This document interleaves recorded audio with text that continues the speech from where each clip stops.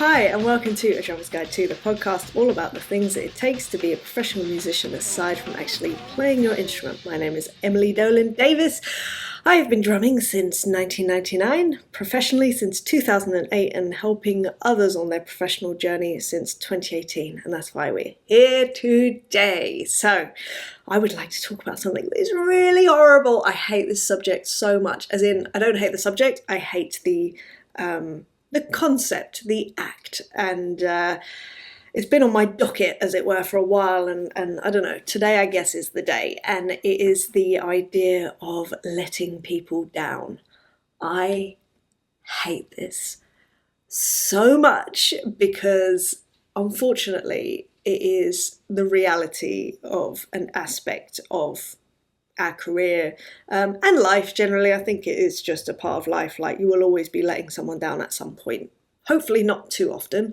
But in terms of like career, as someone who I identified as someone that was reliable, that was someone that when I said yes to something, that's it. I was doing it. Like, there was no negotiation. Like, I'm a loyal person. That's how I see myself. I'm a very, like, once I commit, I'm committed. So whenever the situation arises where I am having to let people down, it is awful. It's so awful. It has been.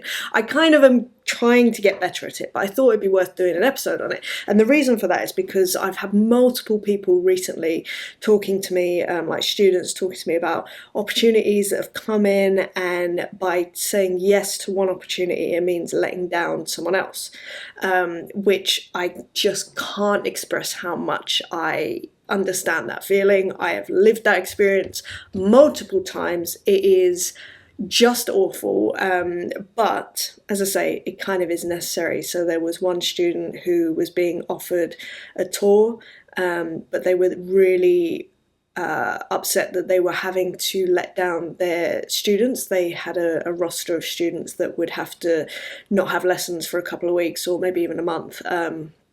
And they were feeling really bad about that and kind of really uncomfortable about that.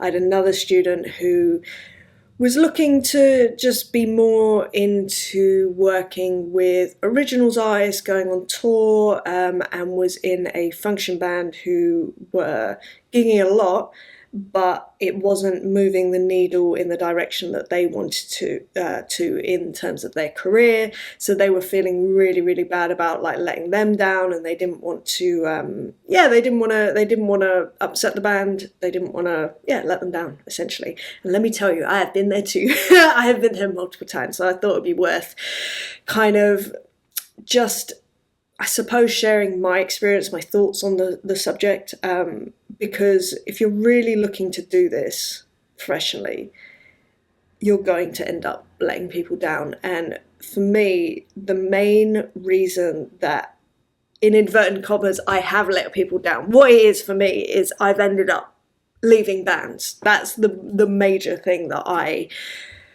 feel is synonymous with letting people down. It's not that now that I think about it, but it kind of certainly was. And I remember the very first time it happened, I was awful. It was the worst. I hated it so much. So before this point, I had been playing, so I was a teenager, right? I'd been playing in a lot of school bands. And what that meant was it was often a band that was put together purely for the purpose of an exam, say for a GCSE exam, and I would be the drummer, or there would be a performance, like a summer concert. So once the performance is done, the band disbanded. And that was kind of always my, I suppose, the shelf life of each opportunity that I had, which was fantastic. And it's any wonder I've ended up with the sort of career that I have, because that was my norm. But the first band that I ever joined was a heavy metal band called Primacy. Shout out to Nikki, Irks and Dekos. And I joined them when I was 15. Yeah, it was literally like I just turned 15. And basically it was my first experience of playing in a band outside of school. We were rehearsing every week in this fantastically dingy studio, which, oh my God, what was it called? It was in Tottenham. Quo Vadis. Quo Vadis, I believe. Or was that the other one? I think it was Quo Vadis. Anyway, we were gigging. I was out there playing live. It was outside of school. It was the first experience of that. And it was fantastic. And I really felt like I was making moves in my career. I already knew at this stage that I wanted to do this professionally. Like, I already knew that, and it was going to happen. It was just about getting the experience. It was getting out there. I knew that this was the next step that I had to take.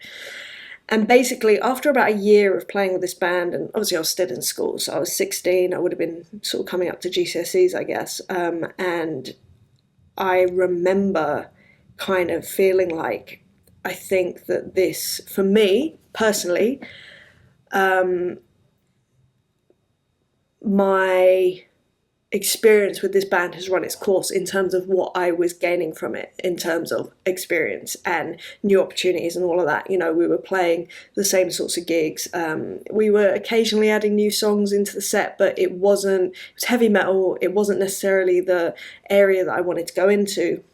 So I remember putting a date on it for myself. I was like, right, I'll stick with it for another, whatever it was, 3 months or whatever, and see how I feel. And it got to the point and I was like, I still feel the same, so I think I should move on, sort of thing. And I remember telling the band that I was leaving, and the upset that I caused actually was really interesting. So the people that I thought were going to be the most upset were the least upset, and the people that I thought would be fine with it were really upset, and that upset me. And it was awful. It felt horrible, this feeling of letting people down. However, I did know that it was the right thing for me at the time, and in retrospect, 100% it was the right thing. I wouldn't have made a different decision. Definitely not. The things that then led on from that were fantastic, and ultimately it's led me where I am right now, so I'm happy with that.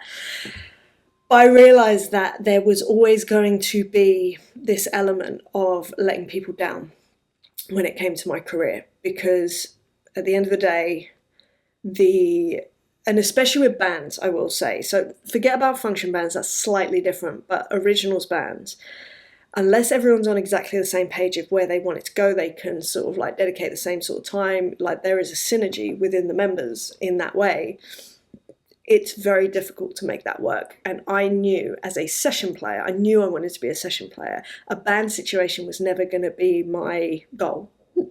So I knew that no matter what band I joined, at some point I would have to call it and say I'm out. And it's awful. Look, just by knowing that, it doesn't make it any easier. Letting people down is the worst thing in the world to me. It really is. And like I say, I identify as someone being reliable.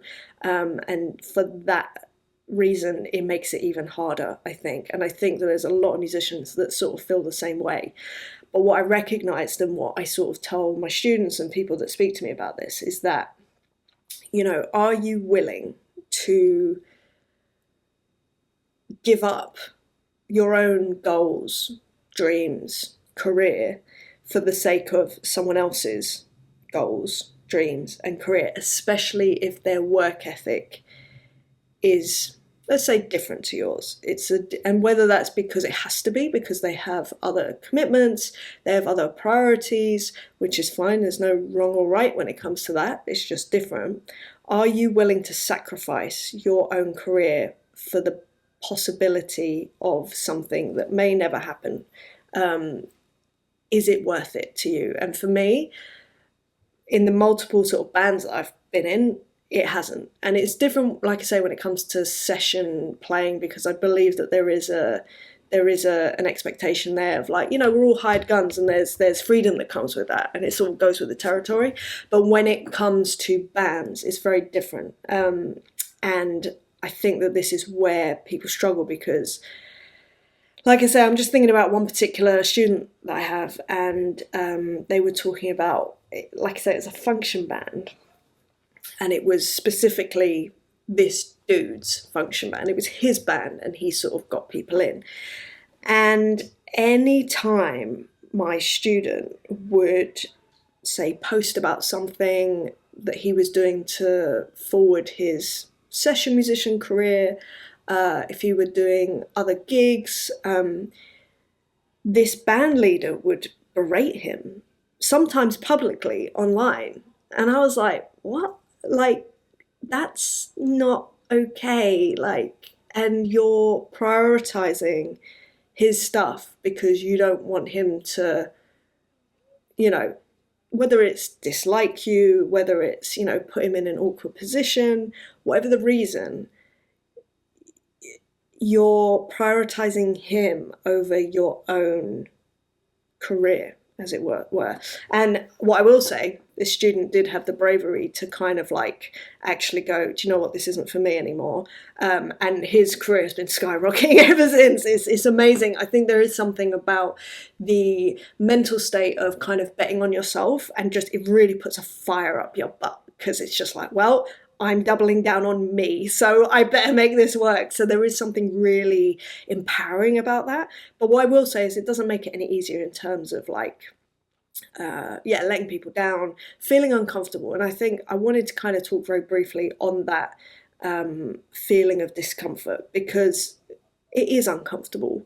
But I think that there's power in leaning into that discomfort. Things are always going to feel uncomfortable at some point in your life. So if you can kind of embrace that as much as you can, I think it's really useful. And also, like, at some point you just have to let people be disappointed, I think, and allow them. This is the other thing that I sort of tell myself when I'm like, oh my gosh, I'm about to let people down.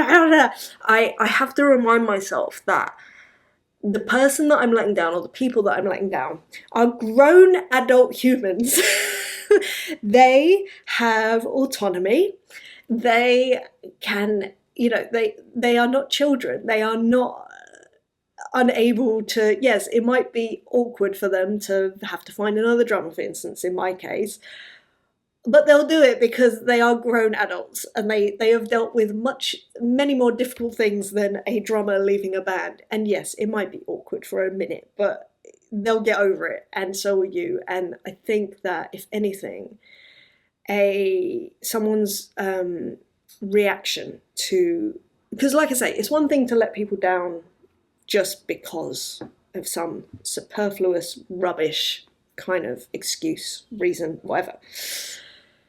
But in my experience, when I have, for instance, I remember I was playing with this fantastic duo. They're still doing music. They're called Peter and Kerry, if you want to look them up. Fantastic East London duo, very cool songs, beautiful lyrics, beautiful vocals. Oh my goodness, lovely songs. And we had a gig booked in, one gig, and I got in a tour with Tricky for South America and Europe. And I was, the discomfort, but I knew that I had to do it because obviously one gig over a tour, the tour was more well known, it was more in line with where I wanted to be. It was a no-brainer that I was going to say yes to the tour, but it didn't make it any more difficult having to say to these guys, well, I'm really sorry, I can't do that gig that I've already said yes to. That's a whole big thing for me.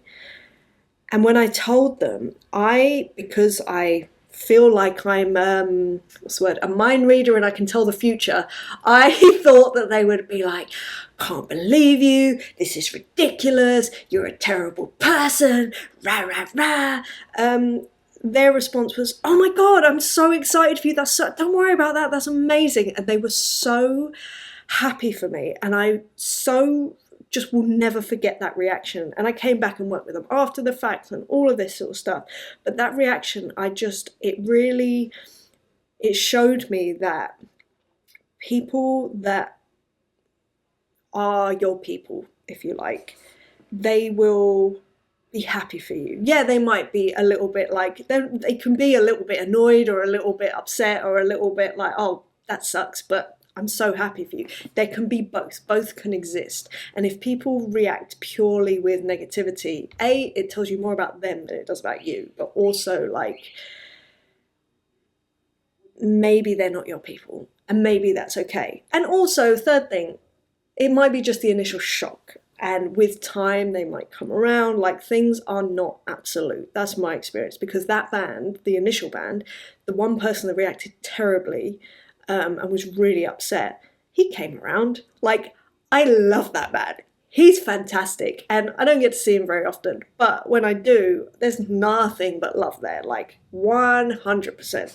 So yeah, I feel like this idea of letting people down, although it's very, very difficult, I think it's very, very important, because at the end of the day, as I've already said, and I will say it again, by putting others first, you are really impeding your career. People, like this band leader of this, my student, right? His priorities are not my students' goals. He couldn't care less. Like, even if he would got on with my student really well, just purely because he's not living your life, like, he's living his life. And he wants to do what is best for him, which is an easy life with a band that is always there, that can commit to all these gigs, and that is fine. That is completely fair enough. And if you are on that same train, if you want to sacrifice other gigs over those gigs, like for those gigs, that's fine.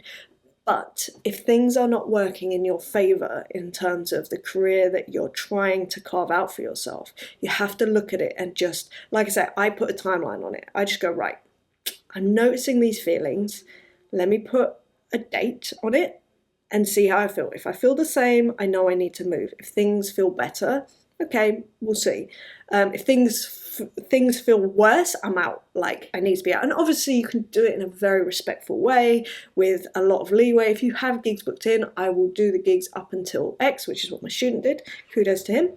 I will do the gigs up until this point, and then from then on, like, you can even offer people to DEP to cover the gigs, or a new drummer to get in, or a new musician that covers your instrument to get in. There are ways to do it that are respectful, but I think you can get into such a tiz about like letting people down there. It ends up becoming a much bigger thing than it is. And so I have had in the past this awful habit of, when an opportunity comes in, that I'm like, this is probably telling you way too much, but here we are.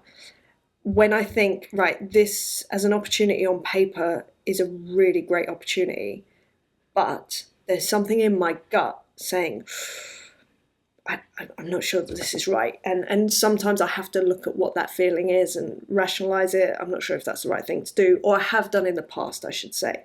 But what I'll do is I will make noises that I'm going to say yes to this gig, whilst I'm still not 100% sure about it. And I had this happen a few years ago where I said yes, and as time went on, I was like, everything in me was saying, you need to say no. Just the situation of the gig itself, and then also things that were happening in my personal life. And so much of me, like I say, it's on paper, wanted to say yes. And what I mean by that is, it's going to sound really awful, but I'll be honest with you, it was to be seen to be doing this gig.